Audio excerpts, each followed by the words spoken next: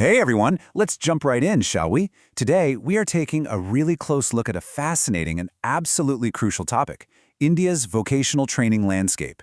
In this explainer, our main goal is to unpack why this sector is so important, brief you on the big governing agencies and national schemes, and uncover exactly what it takes to be a truly exceptional instructor within this massive system. If you've ever wondered how millions of people get equipped with practical, life-changing skills, well, you're in the right place. Here is a quick look at our agenda. We've got 5 key areas to cover. First, a quick intro to vocational training.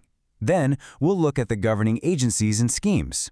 From there, we'll dive into the specific roles of an instructor, the essential traits you need to cultivate, and wrap up with the steps for effective instruction. All right, Section 1, Intro to Vocational Training. Let's get a brief overview of the sector. So, what exactly do we mean by vocational training? At its core, this kind of training is uniquely designed to completely bypass generalities. Unlike a broad traditional academic path, vocational training directly equips individuals with the precise, hands-on skills they need for a targeted job or craft. Honestly, whether we're talking about manufacturing, electrical work, or digital crafts, vocational training acts as the ultimate bridge between raw potential and being job-ready on literally day one. It's entirely focused on practical application.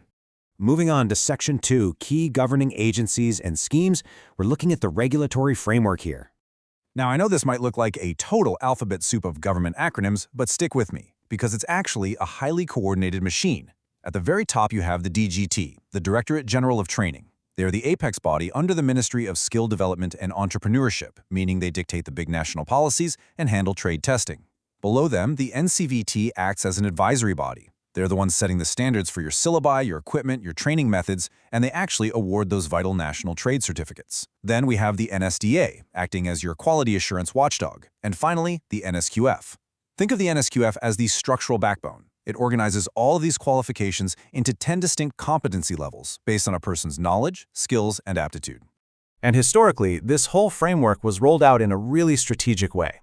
Back in 1950, India launched the Craftsman Training Scheme, or CTS, specifically for ITI students to give them those base-level skills. But, classroom learning is never quite enough on its own, right? So in 1961, they enacted the Apprenticeship Training Scheme for actual on-the-job industry exposure. And connecting these two is the ongoing, incredibly vital Craft Instructor Training Scheme, or CITS. This one is huge. Its entire purpose is to train you, the instructors, in the actual techniques of transferring hands-on skills so you can go out and build a truly capable workforce. Okay, Section 3, Roles and Responsibilities of an Instructor. Let's talk about the classroom reality. Before we can even talk about what an instructor does, we really need to nail down what an instructor is. And the distinction is super important. A standard teacher generally just imparts knowledge in a formal setting. A trainer typically guides purely physical skill acquisition. But an instructor? Well, an instructor is this amazing blend of both. They absolutely thrive on providing dynamic, live interactions during a specific learning or training activity. You aren't just giving a lecture, and you aren't just showing them a tool. You are actively engaging, correcting, and interacting with your trainees in real time. Because it's such a dynamic environment, you practically have to wear 3 hats at all times. First off, you're an organizer. You've got to meticulously prepare lesson plans and set up your teaching aids before anyone even walks in the room. Second, you're a manager. You're maintaining expensive tools, keeping a close eye on workshop safety, and acting as the middleman with the administration. And third, and I can't stress this one enough, you have to be a student. To be a great instructor, you have to constantly upgrade your own skills so you don't fall behind the technology curve. When you put those 3 hats on, you are taking on a massive chain of accountability. It goes way beyond just the 4 walls of your classroom.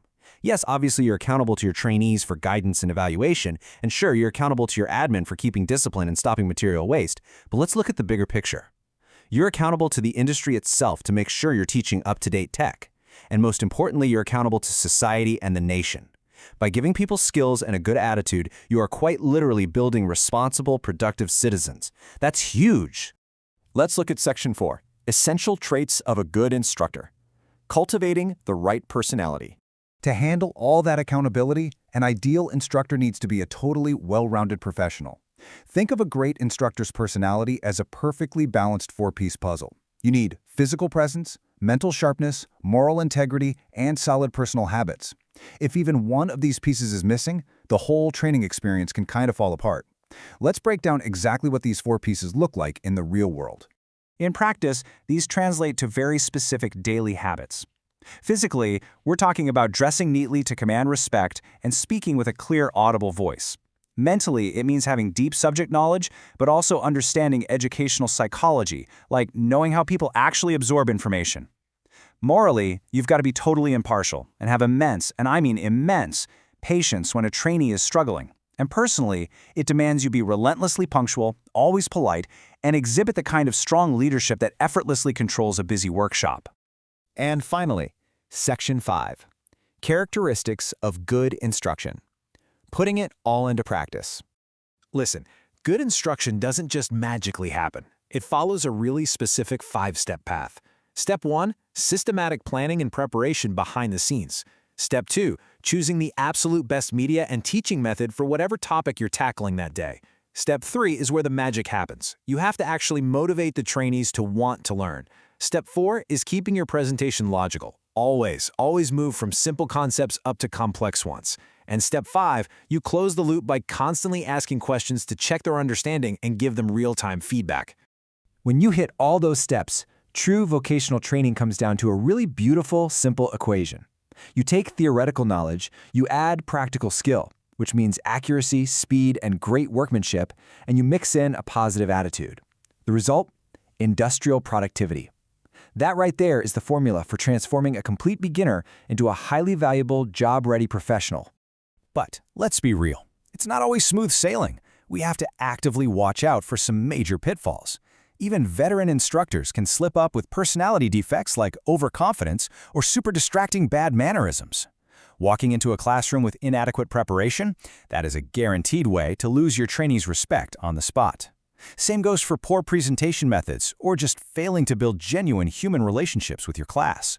Just being aware of these defects is your best line of defense against them. As we wrap up this explainer, I'd love for you to take a second and reflect on the journey we just took.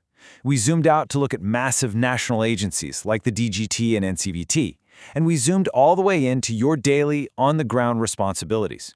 You are literally the bridge between a broad national policy and a real-life, productive citizen.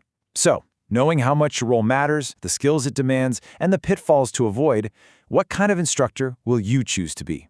Think about that before your next class. Thanks for hanging out with me on this explainer, and keep learning.